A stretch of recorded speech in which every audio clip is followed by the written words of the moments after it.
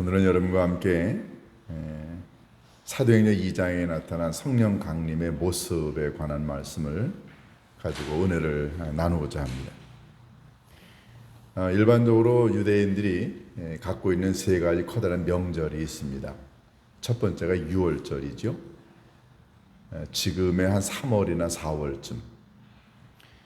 유월절은 하나님의 은혜 가운데 이스라엘 사람들이 이집트에 노예 생활하고 있다가 하나님의 인도하심을 받아 이집트를 탈출하는 것을 기념하는 참으로 아주 중요한 날이죠.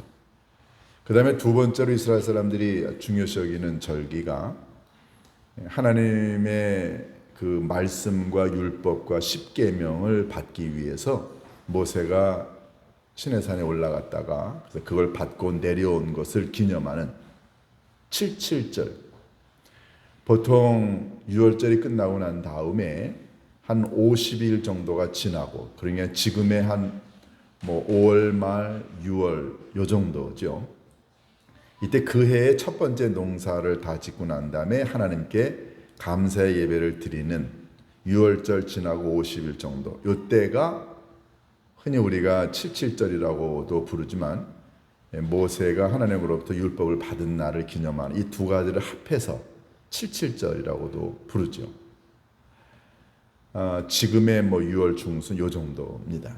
그 다음에 세 번째로 커다랗게 지키는 절기가 가을에 지키는 초막절입니다. 초막절은 이스라엘 백성들이 40년 광야 유랑생활 기간 동안에 텐트를 치고 살면서 하나님의 인도하심으로 불기둥, 구름기둥으로 그리고 만나와 메추라기로 먹고 살았던 걸 기념하는 귀한 절기죠. 이 세 절기가 이스라엘 사람들의 가장 중요한 절기입니다.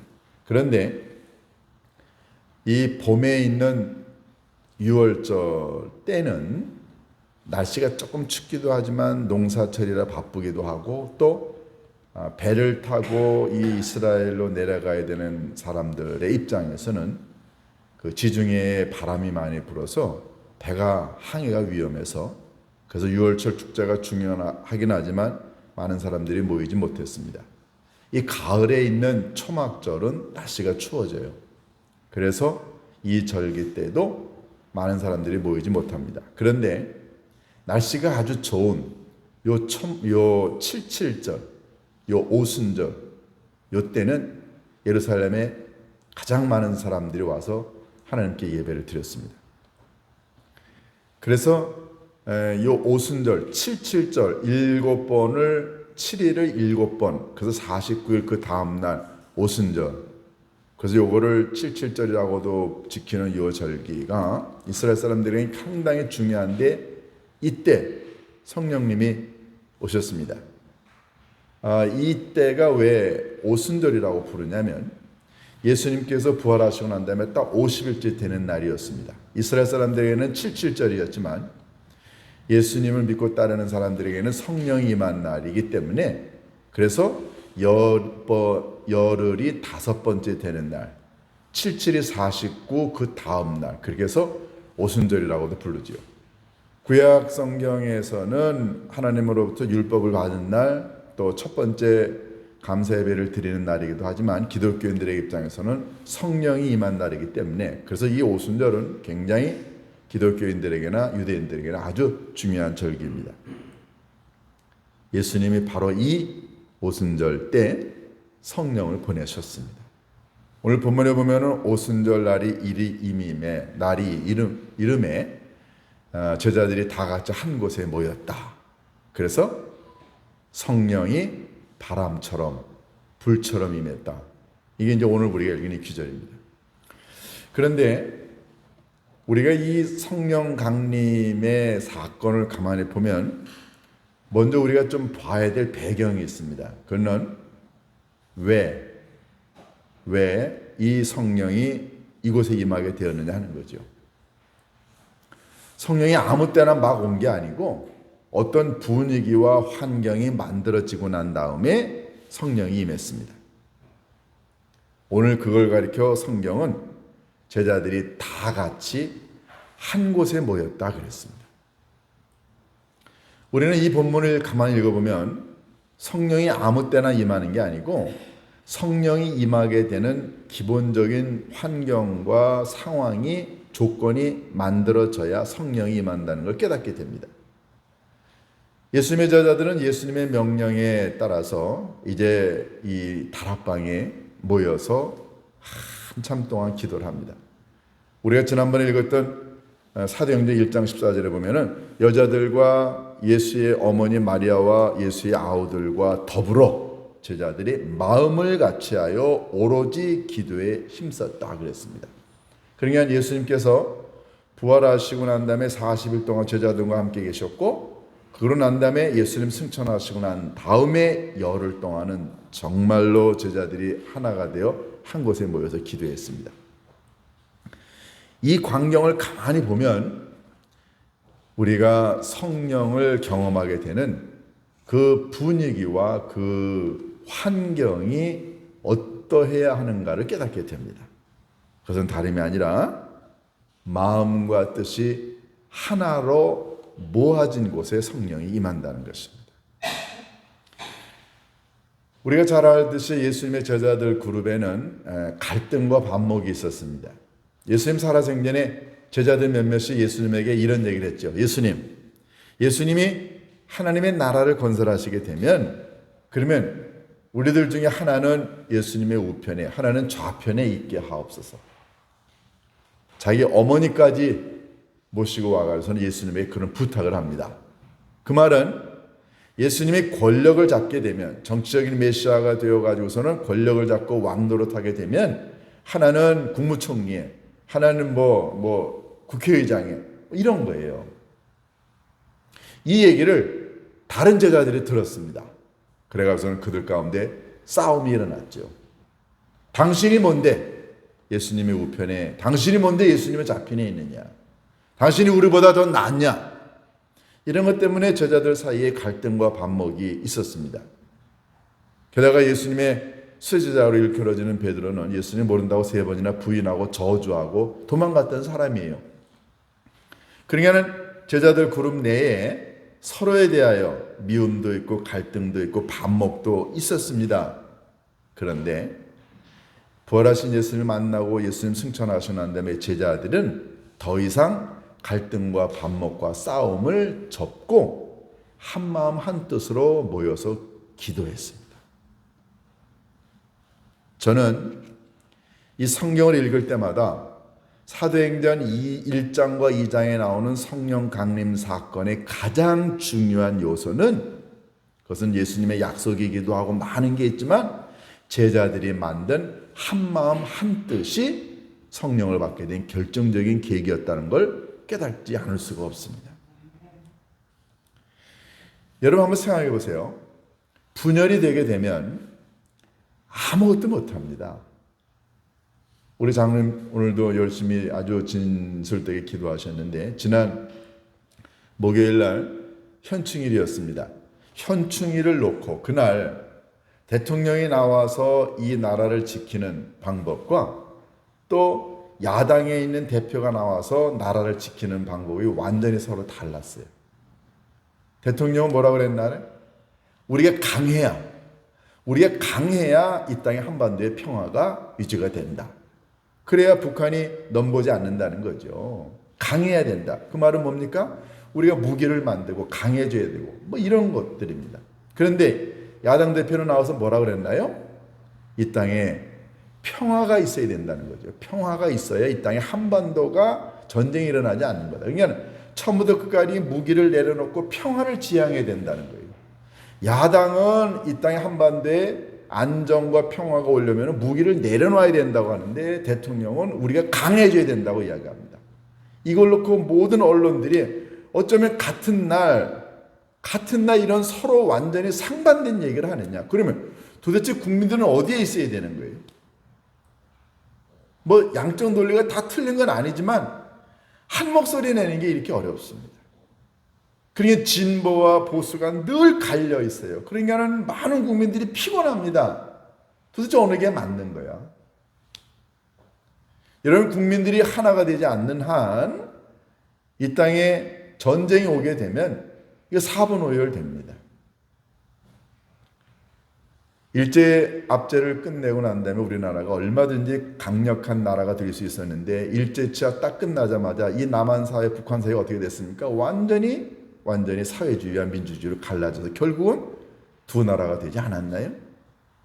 만약에 예수님의 제자들이 예수님 떠나고 난 다음에 제자들 그룹 내에서 갈등과 싸움과 반목과 시기, 질투가 있었으면 성령님 오시지 않습니다.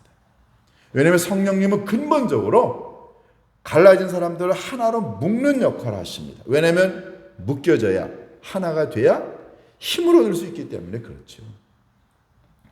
그러니까 성경은 계속해서 사도행전 1장 이하에 보면은 이 성령이 임하게 됐을 때 제자들은 항상 다 같이 한 마음 한 뜻이 되어 모여서 기도했다고 그랬습니다. 뭐 다른 얘기 할 필요 없어요. 한번 우리 교회를 한번 볼까요? 교회 안에는 다락방이라고 하는 또 남녀 신도회라고 하는 뭐 이런 여러 가지 조직들이 있습니다. 그런데 모든 조직들은 하나가 될 때, 마음과 뜻이 하나로 묶어질 때 강해집니다. 순장님을 중심으로 해서 순원들이 마음과 뜻이 하나가 돼요. 서로 사랑하고 아끼고 위로하고 용서하는 예수님의 말씀을 중심으로 해서 하나가 되면 다락방이 강해지지만 이게 다락방이 흩어져 보세요. 모이지 않습니다. 모이지 않으면 다락방 해체되는 거예요. 교회 마찬가지 아닌가요? 담임 목사를 중심으로 장로님, 권사님, 안수집사님을 중심으로 재직을 중심으로 온 교우들이 똘똘 뭉쳐서 모이면 기도하고 모이면 말씀 듣고 모이면 찬송하고 모이면 하나님의 말씀의 은혜를 나누고 간증하고 그래서 마음과 뜻과 생각이 하나로 뭉쳐지게 되면 교회 강해집니다. 성령은 그럴 때 임한다는 거죠. 4분 5열된 교회, 바울파, 게바파, 뭐 그리스도파 교회가 나뉘어지게 되면 성령님 절대 임하지 않죠. 그래서 오늘 우리는 불처럼 바람처럼 임했다고 하는 성령님이 오시게 된 그 자리가 먼저 일치와 화해와 용서와 단결과 하나됨의 자리였다는 사실을 깨닫게 됩니다. 그러면 이런 분위기가 만들어진 자리에 성령님은 어떤 모습으로 오셨나요? 먼저 2절에 보면은 강한 바람으로 오셨다 그랬어요. 하늘로부터 급하고 강한 바람 같은 소리가 있었다. 이건 소리가 있었다는 것보다도 더 중요한 건 바람이 임했다는 거죠. 바람. 성령이 임하는 첫 번째 모습은 바람이었습니다. 그런데 이 성령이 바람처럼 임했다고 하는 이 바람이라고 하는 푸노에라고 하는 이 단어는 푸뉴마, 성령이라고 하는 단어의 어원입니다. 성경은 이 바람을 어떻게 해석을 했냐면은 늘 호흡이나 또는 성령으로 해석을 했어요. 우리 한번 예를 들어볼까요? 창세기에 보면 하나님께서 흙으로 사람을 빚어 만드셨습니다. 똑같이 만드셨어요. 근데 그 사람이 움직였나요? 움직이지 않았습니다. 그냥 흙으로 만든 거예요. 그런데 하나님께서 그 코에 생기를 불어넣으사 그가 살아있는 생명이 되었더라 그랬어요. 그때 하나님이 불어넣으신 바로 루아흐 성령이었습니다. 이 루아흐라고 하는 이 성령 생기와 지금 여기서 말하는 푸노의 호흡이라고 하는 것과 어원이 같은 거예요. 그러니까 죽어있는 흙덩어리 사람이었는데 하나님의 그 코에 하고 생기를 불어넣자 살아났어요. 그러니까 아버지 하나님께서 이 땅에 성령을 보내시면서 이 성령을 바람처럼 보내셨다라고 하는 이 첫 번째 의미는 바로 성령은 바람처럼 와서 사람을 살린다는 거예요. 여러분 성령을 받지 않으니까 성도들이 죽어 있어요. 물론 육체적인 목숨은 있습니다. 그런데 하나님의 자녀로서는 죽어 있어요. 죽어 있다는 말은 뭐예요? 아무 일도 안 합니다. 아무 일도. 그냥 교회 와서 예배를 드리고 그냥 그게 다예요. 기도를 하나요? 전도를 합니까? 선교하나요? 구제하나요? 섬기고 봉사하나요? 아무것도 안 합니다. 그냥 예배만 드려요. 그럼 그 영혼이 죽어 있는 거하고 뭐가 다릅니까? 에스겔 골짜기의 이야기를 여러분들이 잘 아시죠? 하나님께서 어느 날 선지자에게 묻습니다. 사람의 아들아, 너는 이 에스겔 골짜기에 있는 이 뼈들을 보느냐? 여러분 생각해 보세요. 이 사람의 뼈가 말이에요, 그냥 골짜기에 가득 있는데 그 뼈가 썩지 않습니까? 그리고 지금 막 재가 되고 있어요. 그거를 선지자가 봅니다. 예, 보입니다. 그랬더니 하나님께서 뭐라고 말씀하십니까? 선지자야, 너는 저 뼈들이 살아날 수 있느냐고 믿느냐? 여러분과 저 같으면 그 뼈들이 살아날 수 있을 거라고 이게 믿어지나요? 안 믿어져요. 이게 썩고 막 재가 되어 가는데, 으스러지고 있는데 무슨 이 뼈들이 사람이 됩니까? 그러니까 성경에 보면은 이 선지자가 하나님만이 아십니다. 그때 하나님께서 선지자에게 말씀하십니다. 너는 이 뼈에 대하여 대언하라. 그러면서 하나님이 말씀하십니다. 너는 이렇게 얘기하라. 마른 뼈들아, 여호와의 말씀을 들어라. 내가 너희들에게 생기를 불어넣으리니 너희가 다시 살아날지어다. 그러자 갑자기 이 마른 뼈들이 맞춰졌다고 그랬어요. 손가락이, 무릎이, 등뼈가, 골반이, 무릎이, 발가락이 막 뼈들이 맞춰졌습니다. 그리고 난 다음에 살이 붙었다고 그랬어요. 살이 붙고 심줄이 생기고 그 다음에 가죽이 입혀졌더라. 가죽은 피부입니다. 결국은 사람이 된 거죠. 그런데 움직이지 않았어요. 그때 하나님께서 다시 선지자에게 이야기합니다. 하나님의 사람아, 너는 생기에 대하여 예언하라. 생기를 향하여 얘기하라. 그러면서 하시는 말씀이, 생기야, 사방에서 와서 이 죽은 몸 안으로 들어가라. 그래서 이들을 살게 하라. 성경에 보니까는 선지자가 그런 얘기를 하게 되다 사방에서 생기가 이 마른 뼈들로 만들어진 사람에 들어가 결국은 살아났는데, 성경에 보니까 37장에 보면은 많은 커다란 군대가 되었더라 그랬어요. 그러니까 성령은 루아흐, 이 생명은, 이 바람은 살리는 영입니다. 여러분, 성령 받으면 가라앉아 있고 좌절하고 눈물 흘리고 지치고, 그래서 그냥 나 이제 아무것도 못해, 난 죽은 것과 똑같아 라고 생각하는 그리스도인들의 영혼을 살립니다. 교회가 살아나고요, 영혼이 살아나고 사람이 살고 그의 그 인격이 살아나고 영혼이 사는 것, 그건 누가 하는 건가요? 하나님이 보내신 성령이 합니다.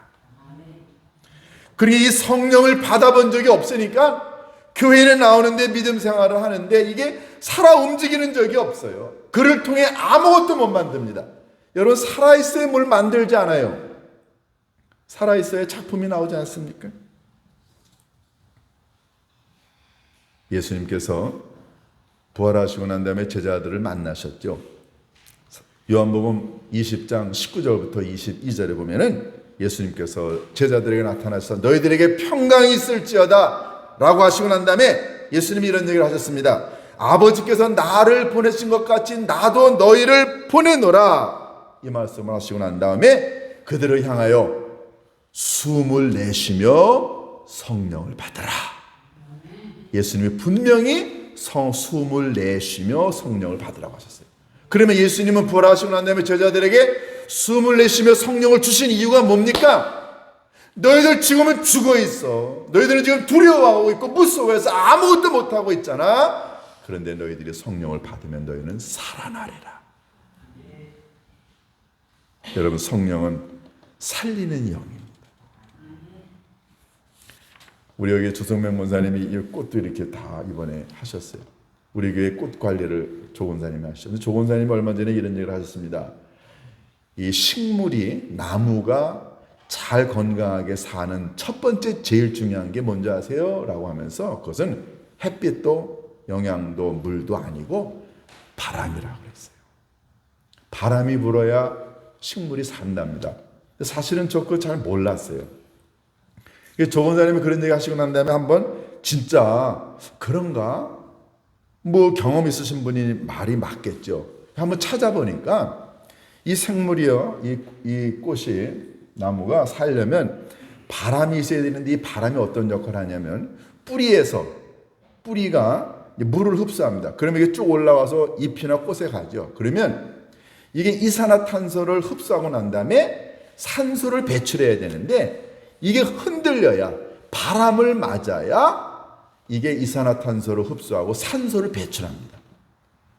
그거를 뭐라고 부르냐면 무슨 증산작용이라고 그러는데, 근데 이걸 가장 강력하게 해주는 게 바람이랍니다. 햇빛, 온도 다 중요해. 영양도 중요해요. 흙도 중요해. 그러나 바람이 없으면 이 작용을 못한다고 합니다. 결국은 나무나 꽃이 잎이 죽는데, 그래서 우리가 아파트는 어떤 간에 항상 베란다 문을 살짝 열어놓고 바람을 맞게 해야 되는 게 그래서 식물에게 중요하다는 거죠. 맞습니다. 식물도 바람이 있어야 살듯이요, 하나님의 영으로 살아가고 있는 우리들, 하나님의 백성들, 성령의 바람이 있어야 살아갈 수 있습니다. 두 번째, 왜 성령을 바람으로 표현했을까요? 그것은 바람은 움직이는 힘이 있습니다. 여러분, 바람의 힘이 얼마나 강한가요? 그 커다란 배드여 돛을 만들어 놓으면 바람의 힘으로 온 대양을 다 다닐 수 있습니다. 이 바람의 힘으로 그 어마어마한 풍력, 프로펠러를 돌려서 풍력 발전이 됩니다. 바람은 움직이는 힘이죠. 여러분, 성령의 바람을 경험해야, 바람으로 오시는 성령을 경험하게 되면 그 성령이 내 안에서 일을 하게 만듭니다. 너 기도해, 너 봉사하고, 너 섬기고, 전도하고, 선교하고, 희생하고, 기도하고, 성경 읽고. 그런데 성령의 바람을 경험해 본 적이 있습니까? 죽었으니까, 그러니까 힘도 없습니다. 아무것도 못하는 거예요. 성경은 그래서 이 성령을 바람으로 표현해 우리로 하여금 일어나게 만들고 움직이게 만들고 뭔가를 생산하게 만듭니다. 신앙인 만약에 일어나서 움직이지 않으면, 열매 맺지 않으면, 그러면 어찌 그를 신앙이라고 이야기할 수 있나요? 세 번째, 바람은 우리의 삶의 매 순간 아무 때나 영원히 우리와 함께 있습니다. 여러분, 바람이라는 게 어느 한쪽에만 있나요?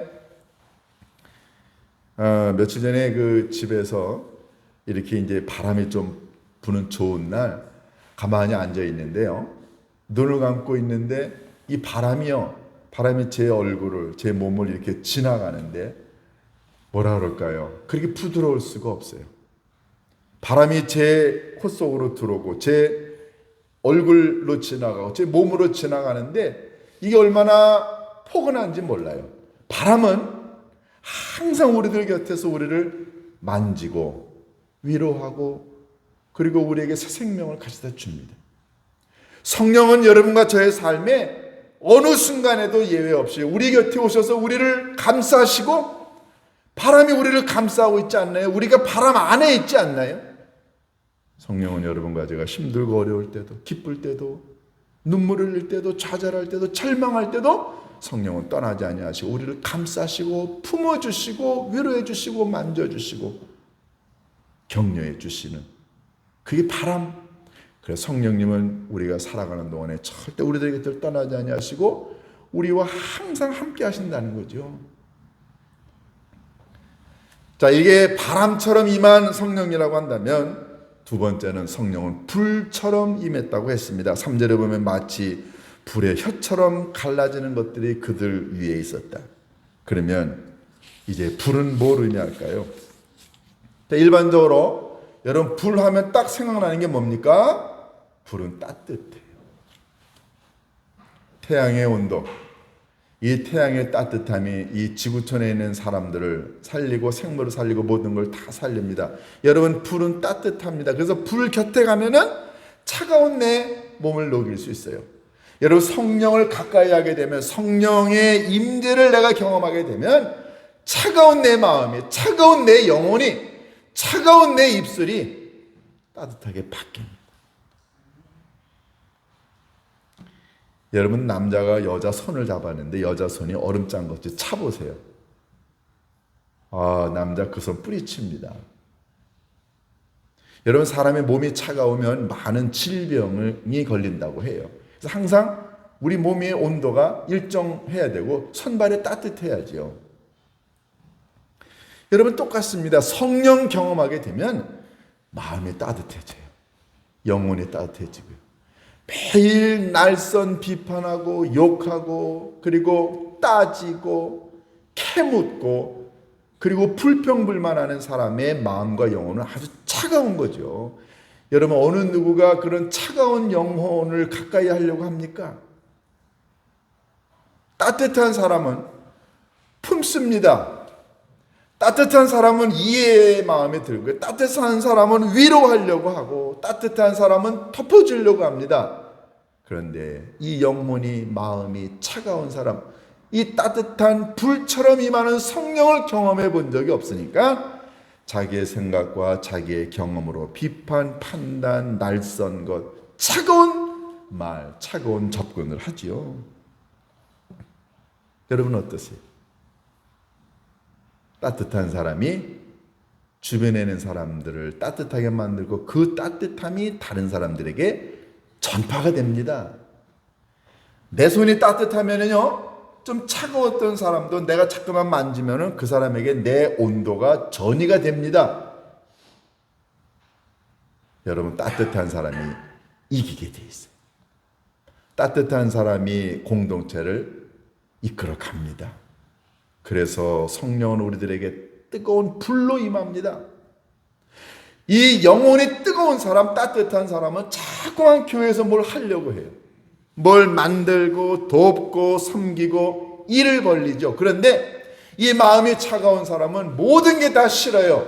하고 싶지 않아요. 비판과 판단만 합니다. 가슴이 뜨거운 영혼, 결국은 뜨거운 사람이 교회를 이끌어 갑니다. 두 번째, 불은요, 불은 모든 걸 태웁니다. 뜨거운 용광로에 들어가는 모든 것들은 다 불순물은 제거가 되고 순금만, 순정품만 나오죠. 여러분, 성령 받으면 이 뜨거운 불인 성령이 우리 안에 들어와서는 우리의 더러운 죄를 태웁니다. 여러분, 회개를 누가 할 줄 아세요? 회개는 많이 배우고 똑똑한 사람이 하는 게 아니고요, 성령, 뜨거운 불로 임하는 성령 받게 되면 자기 죄가 생각이 나서 회개하지 않을 수가 없어요. 왜냐하면 성령은 우리의 죄를 태우기 때문에 그렇습니다. 내가 어찌할꼬 그런 회개 기도를 만들게 하는 건 바로 뜨거운 불로 임하는 성령님의 능력입니다. 그러니까 이 성령을 받아본 적이 없으니까 눈물을 흘려가며 회개 기도 해본 적이 없어요. 성령을 받아본 적이 없으니까 내 죄가 내 몸 안에, 내 영혼 속에 어떤 불순물이 있는지 이게 보이지 않는 거예요. 성령 받으면 자기 죄가 보입니다. 성령 받으면 자꾸만 무릎 꿇고 기도해, 성령 하나님, 나의 더럽고 냄새나는 불순물 이 죄를 태워 주옵소서. 그래서 성령을 불로 표현했어요. 이제 말씀을 정리하겠습니다.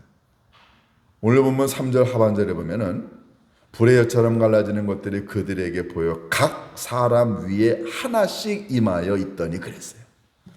각 사람에게 하나씩 임했다. 이 말은 뭡니까? 합심해서 기도하고 마음을 같이 하고 뜻을 같이 하는 모든 사람에게 불의 혀같이 갈라지는 불로 성령이, 그 다음에 바람 같은 성령이 임한다는 거죠. 그러니까 여러분과 제가 마음을 같이 하여 뜻을 같이 하여 한 마음 한 뜻을 품으면 바람처럼 불처럼 성령님 우리들에게 임하게 됨을 믿습니다. 그럼 여러분들이 이런 질문을 하실 수 있습니다. 그러면 그 성령님을 내가 어떻게 경험하나요? 여러분, 성령은 누가 받나요? 특별한 사람이 받나요? 여러분, 어떤 특별한 특별한 종류의 사람들에게만 성령이 임하는 게 아닙니다. 때때로 여러분과 제가 세상적인 걸, 물질적인 걸, 육체적인 걸 구할 수 있어요. 그러나 만약에 그런 기도를 드렸음에도 불구하고 응답을 받지 못할 수 있지만, 여러분과 제가 아버지 하나님께 엎드려, 성령 하나님, 내가 너무너무 더럽고 힘이 없고 능력이 없고 게으르고 나태하고 비판적입니다. 하나님, 내 안에 불같이, 그리고 바람같이 성령님을 보내주셔서 나로 하여금 내 죄를 깨닫고 기도하고 일어나 일할 수 있게 해달라고, 성령의 임재를 경험하게 해달라고 기도하게 되면 하나님은 100% 여러분의 기도를 응답하십니다. 돈 달라고, 세상의 물질을 달라고, 세상적인 것을 달라고 했을 때는 하나님이 더디 주실 수 있으나, 성령 하나님을 보내달라고 할 때는 하나님이 그 기도 응답하십니다. 그래서 우리는 성령의 임재를 경험하고 난 다음에 하나님의 교회를 섬겨야 교회가 평안해지고 능력 있는 교회가 될 줄로 믿습니다. 여러분과 제가 이 바람처럼 불처럼 임하는 성령님 때문에 영원히 삶이, 입술이 바뀌어서 하나님의 교회를 잘 섬길 수 있게 되기를 주님의 이름으로 축원합니다. 기도하십니다. 고마우신 아버지 하나님, 성령의 임재를 경험해 보지 못했기 때문에 때때로 힘이 없고 죽어있고 능력이 없고 나 자신이 얼마나 더러운 죄인인가를 깨닫지 못했음을 용서하여 주옵소서. 오 성령 하나님, 이 자리에 임재하사 주의 임재를, 주의 강림을 간구하며 바라는 모든 주의 백성들의 심령 속에 성령님이 임하사 저들로 하여금 능력 있는, 살아있는, 그리고 자기 자신을 볼 줄 아는 성령의 사람 되어 하나님과 교회를 잘 섬기는 우리 모두가 되게 축복하여 주옵소서. 우리 주 예수 그리스도의 이름으로 기도하옵나이다. 아멘.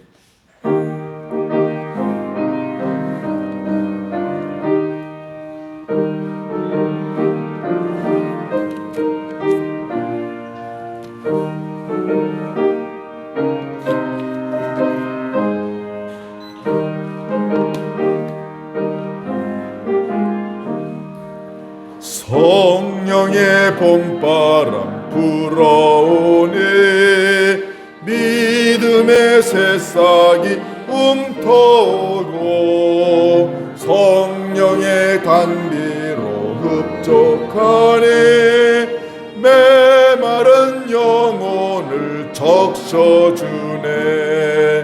불같은 성령 임하시니 마음의 기쁨 넘쳐나네. 성령